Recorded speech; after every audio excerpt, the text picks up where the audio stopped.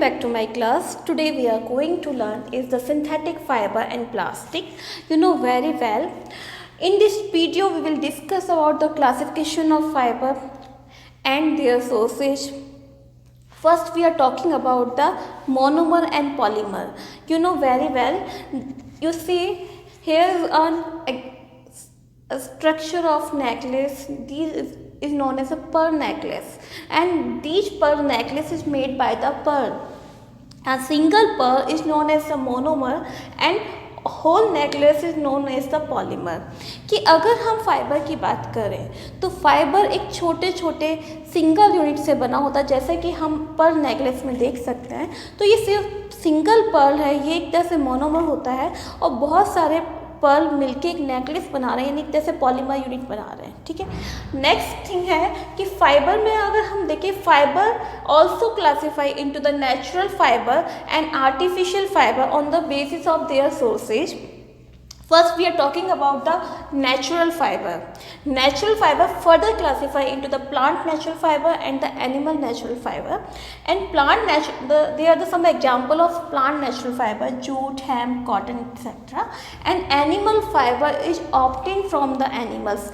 That's why it's called the animal natural fiber. There are the two types of animal fiber: wool and silk. In 7th class you have learnt about the wool and silk, and wool is obtained from the camel, sheep and alpaca also, and silk is obtained from the silkworm. In 7th class you learn about the sericulture. What do you mean by the sericulture? The obtain of the silk from the silkworm is known as the sericulture.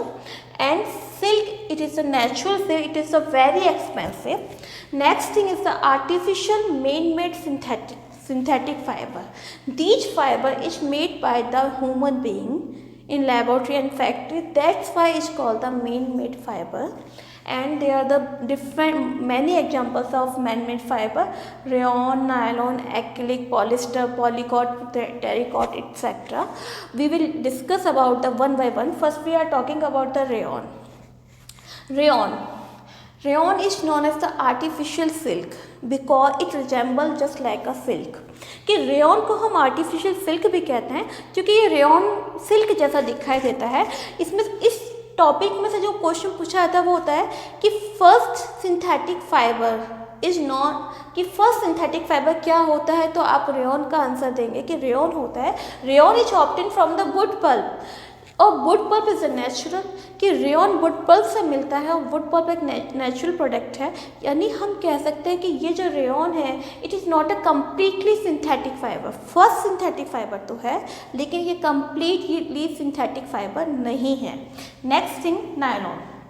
Nylon is known as the first completely synthetic fiber because it obtained from the coal, air and water.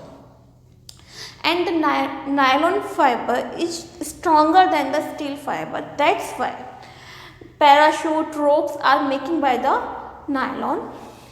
Acrylic is the example of synthetic fiber and it is known as the artificial wool. इसको हम artificial wool के नाम से जानते हैं क्योंकि जो natural wool है वो हमें camel या sheep से मिलता है और बहुत expensive होता है.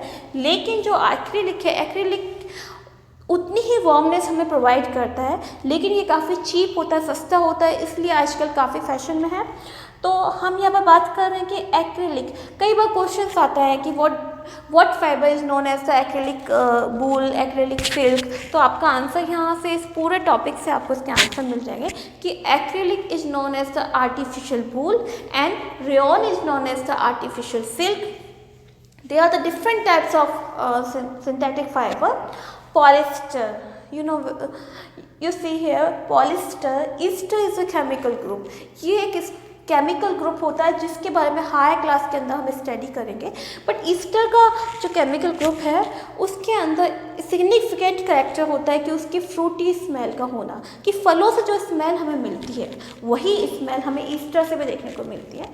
आप इसका सिंपल सा एग्जांपल मैं आपको देती हूँ कि जो नेल पॉलिश रिमूवर होता है, नेल पॉलिश को रिमूव करने के लिए जो लिक्विड मार्केट से आता है, आप उसको कभी वो वेपोराइज होता है अगर आप उसको खोल देंगे, ओपन कर देंगे। लेकिन अगर आपने उसकी स्मेल देखी तो फ्रूटी स्मेल होती है। नेक्स्ट थिंग है कि पॉलिस्टर पॉली प्लस ईस्टर से बना हुआ है। कई बार क्या होता है कि पॉलिस्टर और कॉटन दोनों को मिक्स कर दिया जाता है तो पॉलीकॉट बनता है। पॉलिस्टर प्लस कॉटन इनको मिलाएंगे तो पॉलीकॉट बनेगा और इससे बेडशीट बनाई जाती है। तो यहाँ पर बहुत सारे कॉम्बिनेशन देखने को मिलते हैं मार्केट के अंदर। इस तरह से ये पूरा चैप्टर आपका, ये जो टॉपिक है ये आपका आर्टिफिशियल फाइबर को कंप्लीट करता है। If so that's for all today. Have a nice day, stay home, stay safe.